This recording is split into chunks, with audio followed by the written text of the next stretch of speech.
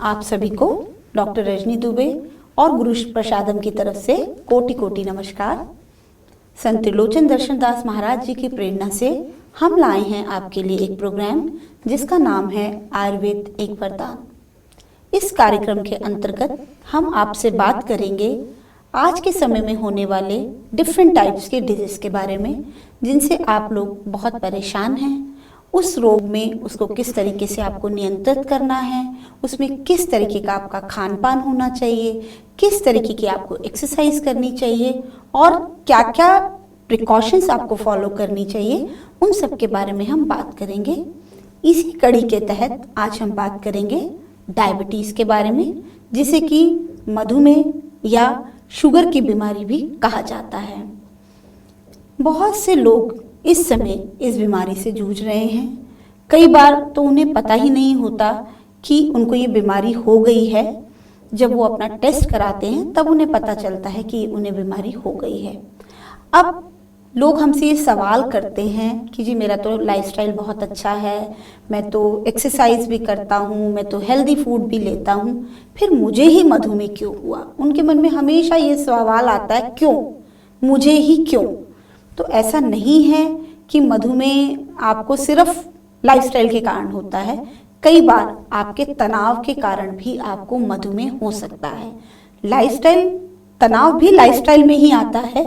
अब लाइफस्टाइल में क्या क्या चीज़ें हैं जिनको करने से आपको डायबिटीज़ होती है और क्या चीज़ें हैं जिनको करने से आप इससे बच सकते हैं या इसको नियंत्रित कर सकते हैं। अब मैं पहले बताती हूँ वो क्या चीज़ें हैं जिसे करने से आपको होता है।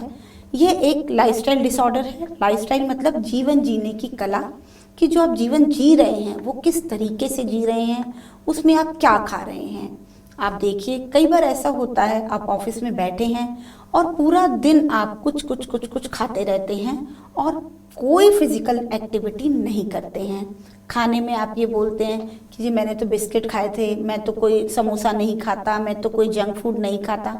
कोई बात नहीं, आपने नहीं खाया, बट आपने कोई फिजिकल एक्टिविटी नहीं करी, तो कैलोरीज बहुत सारी आपकी बॉडी में इकट्ठी हो गई और उनको यूटिलाइज करने के लिए उतना इंसुलिन का प्रोडक्शन नहीं हुआ।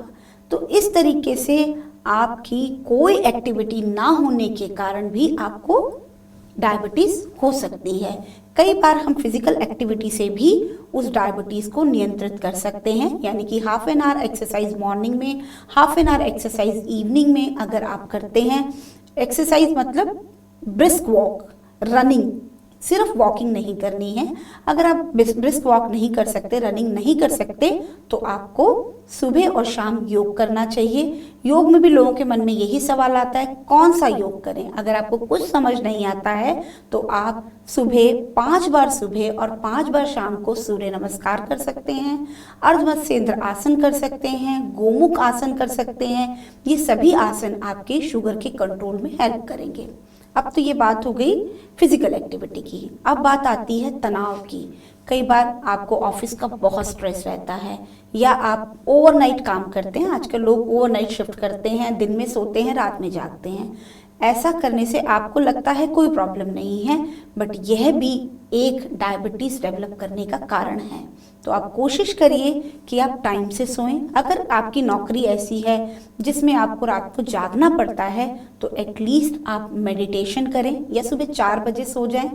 कोशिश करें कि 7 से 8 घंटे की नींद पूरी लें और प्राणायाम और मेडिटेशन रेगुलर करें। तो अगर आप तनाव को भी दूर कर लिया, आपने अपनी लाइफस्टाइल को भी सक्रिय कर लिया। अब बात आ गई आपके खान पान की।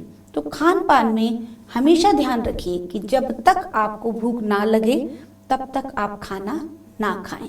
इसका मतलब ये है कि जब तक पहले का ना पचे तब तक दूसरे भोजन को ग्रहण ना करें, क्योंकि इंडियन स्टैंडर्ड में लोग टाइम देखकर खाना खाते हैं। 2 बज गए लंच करना है, 8 बज गए डिनर करना है, 9 बज गए ब्रेकफास्ट करना है। ऐसा नहीं करना चाहिए। जब तक इच्छा ना हो तब तक भोजन को ग्रहण ना करें और कोशिश करें बासा खाना ना खाएं। और जो हमारा भोजन हो उसमें 6 के 6 टेस्ट, यानी मीठा, खट्टा, कड़वा, इसको हम बोलते हैं मधुर, अम्ल, कटु, तिक्त, कषाय, 6 के 6 टेस्ट आपके खाने में पूरे दिन में होने ही चाहिए। ये नहीं कि मीठा खा रहे हैं तो मीठा ही खाते रहे, खट्टा खा रहे हैं तो खट्टा ही खाते रहे, ऐसा नहीं करना चाहिए। अगर आप ये छोटी छोटी टिप्स, एक और इम्पॉर्टेंट चीज़ कि अगर आप खाना खा रहे हैं तो हमेशा अपने टीवी और अपने मोबाइल फ़ोन को स्विच ऑफ रखें। ये एक बहुत छोटी बात है बट ये बहुत इम्पॉर्टेंट है। क्यों? जब आप खाना खाते वक्त टीवी और मोबाइल में इन्वॉल्व रहते हैं तो आपके जो एसेंशियल एंजाइम्स हैं वो बॉडी में सिक्रीट्स ही नहीं होते, क्योंकि ब्रेन उन्हें ऑर्डर ही नहीं देता, तो आपका फूड डाइजेस्ट नहीं होता है। तो ये भी आप फॉलो करें। तो ये तो हो गई टिप्स जिससे आप बच सकते हैं। बट अगर आपको डायबिटीज़ हो गई है तब आपको क्या करना है? फिजिकल एक्टिविटी जैसे नियंत्रण के लिए करी थी ऐसे ही आपको रोकने के लिए भी करनी है। डाइट में आपको ये ध्यान रखना है, आटा, आलू, चावल मिनिमम से मिनिमम खाने हैं। अब लोगों के मन में ये सवाल आता है, मैडम आटा नहीं खाएंगे तो क्या खाएंगे?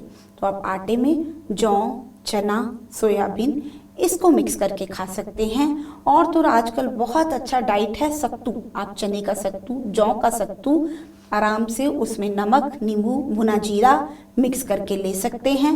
और तो और आप प्रोटीन डाइट बहुत ले सकते हैं। आप परवल, बहुत इस टाइम परवल आ रहा है, परवल खा सकते हैं, तोरी खा सकते हैं, इवन भिंडी को भिगोकर उसका जो लिसलिसा पानी है वो पी सकते हैं।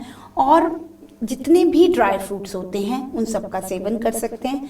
इस तरीके से आप डाइट, एक्सरसाइज, मेडिटेशन यह सब करके अपनी शुगर को कंट्रोल कर सकते हैं। मगर फिर भी अगर इतना सब करने के बाद आपकी शुगर नहीं कंट्रोल होती है तो आप गुरु प्रसादम की दवाइयों का सेवन कर सकते हैं। अगर आप चाहें तो आप हमसे बात कर सकते हैं, हमसे फ़ोन पे परामर्श कर सकते हैं। हमारे मैं और मेरी मेडिकल टीम सुबह 10 बजे से लेकर 5 बजे तक फ़ोन पे अवेलेबल रहती है। और अगर आप हमसे मिलना चाहें तो आप हमारे ऑफिस आके हमसे मिल भी सकते हैं। हम अपनी तरफ से अपनी मेडिसिन को बहुत अच्छा बनाने की कोशिश करते हैं और लोग उससे ठीक भी होते हैं। और हम आशा करते हैं कि आप भी उन्हें लेकर ठीक होंगे। तो मेरी आपसे रिक्वेस्ट है कि आयुर्वेद अपनाएं, क्योंकि आयुर्वेदिक वरदान है और इसको अपनाकर अपने आप को स्वस्थ रखें।